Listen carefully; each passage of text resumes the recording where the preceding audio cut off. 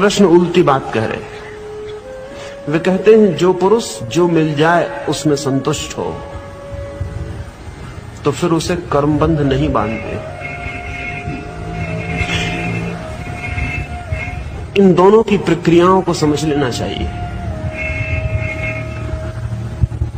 जैसा हमारी स्थिति है उसमें जो मिलता है वही असंतोष लाता है। रहस्य क्या है? कारण क्या है? मैं एक घर में मेहमान था, बहुत चिंतित थे गृहपति। रात नींद खो गई थी। मैंने उनकी पत्नी को पूछा बात क्या है। उनकी पत्नी ने कहा आप नहीं पूछें, पूछेंगे तो आप हंसेंगे, मजाक उड़ाएंगे। उनका फिर भी उसने कहा ऐसा है कि इस साल मेरे पति को 5 लाख का लाभ हो गया है। इससे बड़े चिंतित थे। मैंने कहा इसमें चिंतित होने की क्या बात है? तो उसने कहा आप उनसे पूछना, वो आपको बताएंगे कि 5 लाख की हानि हो गई। मैंने कहा तुम पहेलियां बूझती हो, तुम कहते हो 5 लाख का लाभ हुआ, उनसे पूछूंगा तो वो बताएंगे 5 लाख की हानि हुई। उसने कहा ऐसा ही हुआ है, लाभ 5 लाख का हुआ है, लेकिन उनको पहले ख्याल था 10 लाख का होगा, इसलिए 5 लाख की हानि हो गई। वो बहुत परेशान। सच्ची रात मैंने उनसे पूछा कुछ तकलीफ है, चिंतित दिखाई पड़ते। उन्होंने कहा तकलीफ कुछ नहीं, बहुत, इस साल 5 लाख की हानि हो गई। मैंने कहा लेकिन आपकी पत्नी कहती 5 लाख का लाभ हुआ। उसने कहा वो कुछ भी नहीं, 10 लाख बिल्कुल पक्के थे।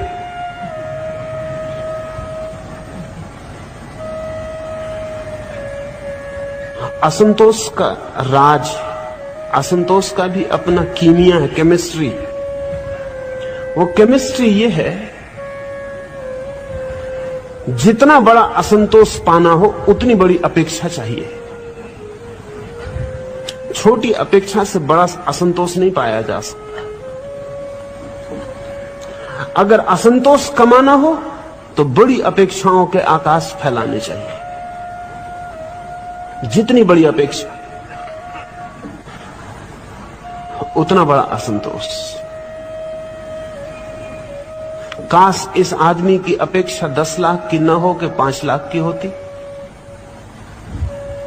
तो हानि बिल्कुल ना होती। अगर इस आदमी की अपेक्षा 2 लाख की होती तो 3 लाख अतिरिक्त लाभ होता। अगर इस आदमी की कोई भी अपेक्षा ना होती तो 5 लाख का शुद्ध लाभ था, हानि का कोई प्रश्न ना था। अगर इसकी अपेक्षा बिल्कुल ना होती तो 5 नए पैसे के लिए भी ये परमात्मा को धन्यवाद दे पाता।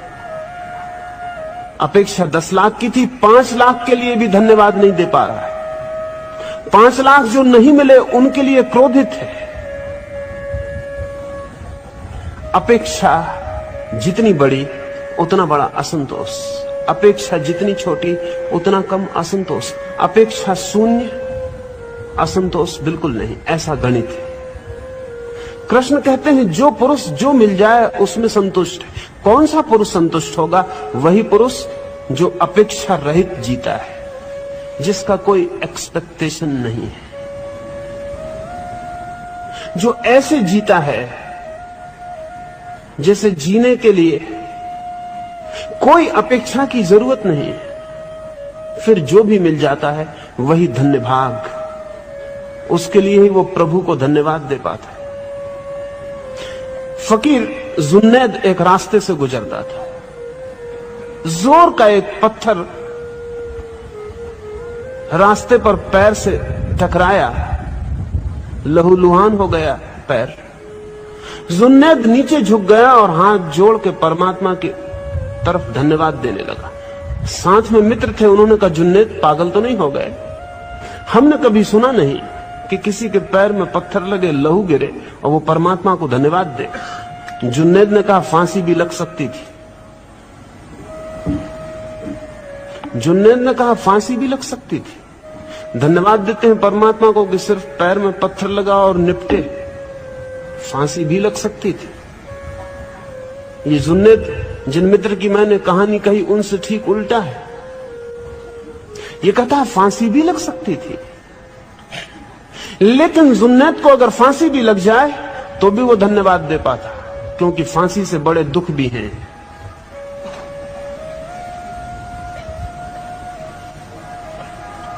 धन्यवाद का जो भाव है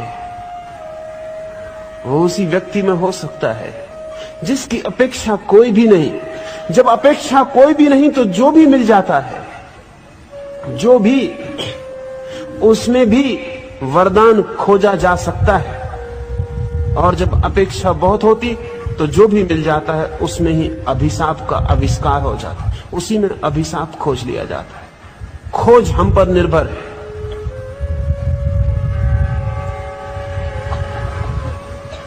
जो प्राप्त हो जाए उसमें संतुष्ट कौन होगा? जिसने और ज्यादा प्राप्त नहीं करना चाहा। सच, जिसने प्राप्त ही कुछ नहीं करना चाहा, उसे जो भी मिल जाए वही काफी, जरूरत से ज्यादा है। और एक बार किसी व्यक्ति को यह रहस्य पता चल जाए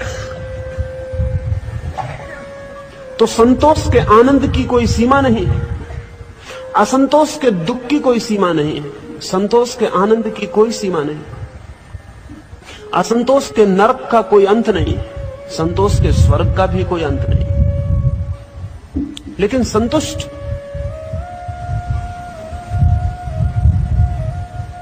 सुकरात सुबह बैठा है अपने घर के द्वार पर।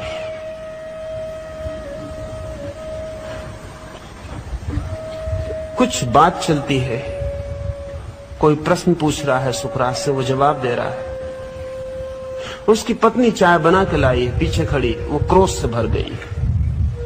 सुकरात ने उस पर ध्यान नहीं दिया, वो अपनी बात में तल्लीन है। स्वभाव था, शायद पत्नियों की सबसे बड़ी आकांक्षा पति उन पर ध्यान दे, इससे ज्यादा दूसरी नहीं। क्रोध से भर गई, इतने क्रोध से भर गई कि उसने केतली भरी हुई गर्म पानी की सुकरात के ऊपर डाल दी। उसका आधा चेहरा जल गया। जो प्रश्न पूछ रहा था वो घबरा गया। उसने सुकरात से कहा कि ये क्या हो गया? सुकरात ने कहा कुछ भी नहीं हुआ, आधा चेहरा बच गया है। प्रभु को धन्यवाद, पूरा चेहरा भी जल सकता था। सुकरात हंस रहा है आधे जले चेहरे में, क्योंकि उसे उसकी दृष्टि जले हुए चेहरे पर नहीं, उसकी दृष्टि बचे हुए चेहरे पर। पैर में जरा सा कांटा गड़ जाए हमें तो ऐसा लगता है सारी दुनिया व्यर्थ हुई, कोई परमात्मा नहीं है, सब बेकार है, अन्याय चल रहा है सारे जगत में। मेरे पैर में वो कांटा। शरीर के हजार हजार सुखों के लिए कभी परमात्मा को धन्यवाद न दिया, एक छोटे से कांटे के लिए शिकायत भारी। मैंने सुना है एक फकीर बहुत दिनों तक एक बादशाह के साथ था। बादशाह का बड़ा प्रेम उस फकीर पे हो गया, इतना प्रेम हो गया कि बादशाह सोता भी रात तो फकीर को अपने कमरे में ही सुलाता। दोनों सदा साथ होते। शिकार पर गए थे, भटक गए मार्ग, दिन भर के भूखे प्यासे एक वृक्ष के नीचे पहुंचे, लेकिन एक ही फल वृक्ष में लगा था।